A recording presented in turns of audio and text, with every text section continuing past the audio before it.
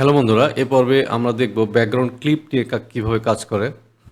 এর আগে দেখেছিলাম ব্যাকগ্রাউন্ড অরিজিন নিয়ে কীভাবে কাজ করে। ব্যাকগ্রাউন্ড অরিজিনটা হচ্ছে আমার ইমেজের উপরে, ব্যাকগ্রাউন্ড ইমেজের উপরে কাজ করে, আর ব্যাকগ্রাউন্ড ক্লিপটা কাজ করে ব্যাকগ্রাউন্ড কালারের উপরে।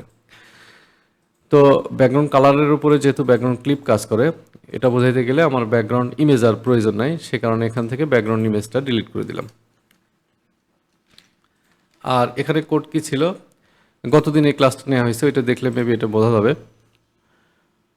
আচ্ছা, তারপর আমি দেখাই দিচ্ছি। এখানে আমার দুইটা ইমেজ নেওয়া আছে, একটা ইন্ডেক্স ফাইল আর একটা ইন্ডেক্স এইচটিএমএল, আর একটা হচ্ছে স্টাইল সিএসএস। ইন্ডেক্স এইচটিএমএল মধ্যে কি আছে, এখানে একটা ডিপ ক্লাস বক্স নিয়েছি, তার মধ্যে h1 নিয়েছি, আর একটা ডেমো টেক্সট নিয়েছি প্যারাগ্রাফের মধ্যে।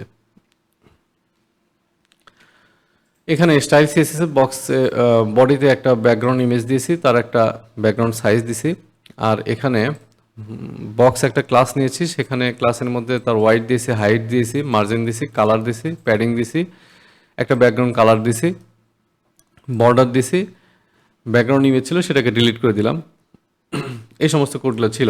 তো আমি এখন ব্যাকগ্রাউন্ড ক্লিপ দেখাবো। তো ব্যাকগ্রাউন্ড অরিজিনটা আমি এখানটা ডিলিট করে দিচ্ছি। তো এটার আউটপুট আমার কি আসে সেটা দেখি। এরকম দেখাচ্ছে। তো সবার প্রথমে যেটা দেখব সেটা হচ্ছে বর্ডার বক্স। ব্যাকগ্রাউন্ড ক্লিপের একটা হচ্ছে ভ্যালু বর্ডার বক্স। তো এখানে আমি লিখতেছি ব্যাকগ্রাউন্ড ক্লিপ,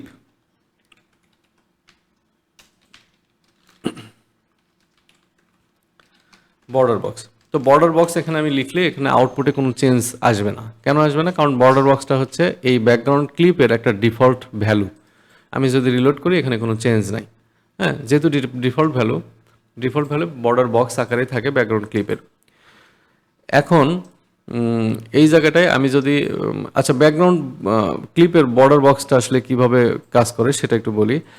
আমার যেখানে বর্ডারটা স্টার্ট হয়েছে, ঠিক সেটার স্টার্ট পয়েন্ট থেকে আমার এই ব্যাকগ্রাউন্ডটা স্টার্ট হবে, অর্থাৎ ব্যাকগ্রাউন্ড কালারটা স্টার্ট হবে। হ্যাঁ, এটাই হচ্ছে background clip border box ensure করে।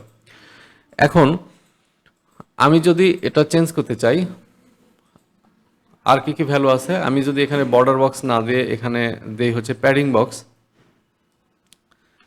প্যাডিং বক্স আমি যদি লিখি, তাহলে আমার এখানে কি চেঞ্জ আসে, রিলোড করি, দেখতেছি আমার বর্ডারটা ঠিক শেষ হয়েছে যেখান থেকে, সেখান থেকে আমার ব্যাকগ্রাউন্ড কালারটা স্টার্ট হয়েছে। হ্যাঁ, এটা হচ্ছে আমার প্যাডিং বক্সের কাজ। আরেকটা আছে, সেটা হচ্ছে কন্টেন্ট বক্স। তো এখানে ব্যাকগ্রাউন্ড ক্লিপের আমি যদি ভ্যালু এখানে প্যাডিং বক্স না লিখি কন্টেন্ট বক্স যদি লিখি, তাহলে এখানে আমি যদি রিলোড দিই, তাহলে দেখবো আমার ঠিক কন্টেন্টটা যেখান থেকে স্টার্ট হয়েছে সেখান থেকে ব্যাকগ্রাউন্ড কালারটা স্টার্ট হবে। রিলোড করি, সেখান থেকে স্টার্ট হয়েছে। যদি আমি এখানে ব্যাকগ্রাউন্ড ইমেজ নিয়ে কাজ করতাম, তাহলে আমার হয়তো ব্যাকগ্রাউন্ড অরিজিন। যেহেতু আমি ব্যাকগ্রাউন্ড কালার নিয়ে কাজ করতেছি, তাহলে আমার এখানে হবে ব্যাকগ্রাউন্ড ক্লিপ। তো এই তিনটা ভ্যালু নিয়ে আসলে ব্যাকগ্রাউন্ড ক্লিপের সাধারণত কাজ করা হয়। তো ঠিক আছে, আজকের ভিডিও এই পর্যন্তই। আপনাদের যদি আমার ভিডিওটা ভালো লেগে থাকে তাহলে আমার চ্যানেলকে সাবস্ক্রাইব করবেন, লাইক কমেন্ট শেয়ার করে আমার পাশে থাকবেন। ধন্যবাদ সবাইকে আমার ভিডিওটা দেখার জন্য।